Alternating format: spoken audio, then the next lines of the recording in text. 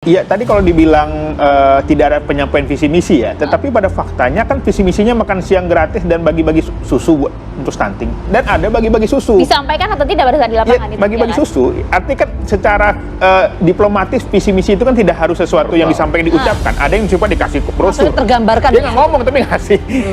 Bagi kami itu ada unsur, ya, ada indikasi lah ya. Cawapres nomor urut 2 Gibran Rakabuming Raka tetap melakukan kegiatan politik di area Car Free Day, Jakarta Sudirman Tamrin, meski tidak membawa alat peraga kampanye. Adapun Gibran membagikan susu kotak di area Car Free Day Jakarta, walaupun tanpa APK, tapi tujuannya adalah sosialisasi Pilpres. Karena itu banyak masa.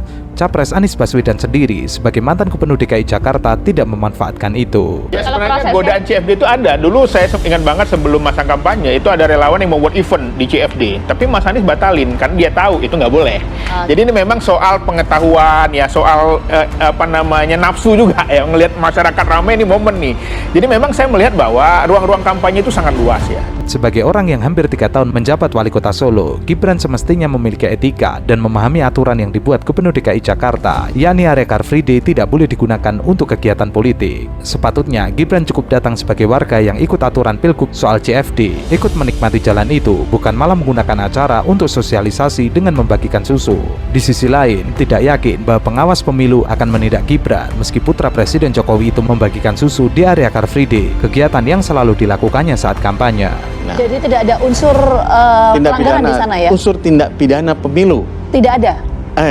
Tidak memenuhi unsur. Tidak memenuhi unsur. Kalau Ya. tidak memenuhi unsur, kenapa kemudian kemarin Bawaslu melakukan pemanggilan terhadap Mas Gibran? Nah, ini harus ditanyakan Bawaslu Jakarta Pusat, tapi ada pelanggaran hukum lainnya yang menurut temuan Bawaslu Jakarta Pusat itu bisa dikembangkan ya pada saat itu.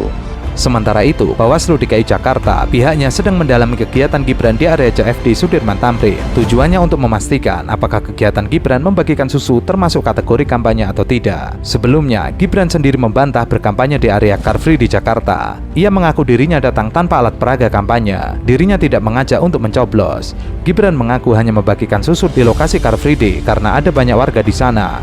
Meski demikian, ia sendiri mengakui bahwa pembagian susu merupakan salah satu programnya bersama calon Presiden Prabowo Subianto. Buktiannya tergantung dari teman-teman Panwas. Tetapi kami melihat bahwa ini pelajaran penting ya, bahwa sebagai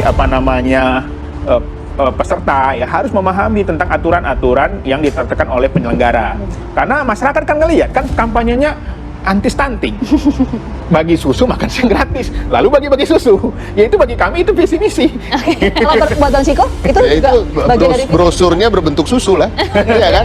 Brosurnya berbentuk ada unsur susu. artinya? Ada unsur kan, yang hadir juga calon wakil presidennya, jadi udah jelas lah satu kesatuan. Ada partai politiknya. Ada partai politik juga tadi disampaikan. Nah, ini yang kita harus tetap telusuri lah. Sebagai informasi, lokasi Car Free Day di Jakarta tidak boleh digunakan untuk kegiatan politik. Larangan kegiatan politik di area Car Free Day tertuang dalam Peraturan Gubernur Nomor 12 Tahun 2016 tentang Hari Bebas Kendaraan Bermotor. Area tersebut tidak boleh dimanfaatkan untuk kepentingan partai politik dan SARA serta orasi ajakan yang bersifat menghasut. Pertama, tentang tindak pidana. Tindak pidananya tidak memenuhi unsur kan. Karena apakah susu itu sembako, pembahasan kami di Sentra Gakumdu sembako atau tidak, memang tidak. Kemudian juga apakah itu kampanye atau tidak, itu juga tidak kan? Oh, tidak termasuk kampanye? Karena alasan kampanye itu ada, pertama dia harus ada tim yang tunjuk atau peserta, kemudian mengajak. Nah, mengajaknya nggak ada pada saat itu. Oke, atribut? Atribut juga atribut ada, kemudian ada memakai baju dan lain-lain ada ya kan, ada partai politik tertentu kan. Badan Pengawas Pemilu Pamekasan menetapkan video Gus Miftah di Pamekasan yang viral sebagai temuan dugaan pelanggaran pidana pemilu.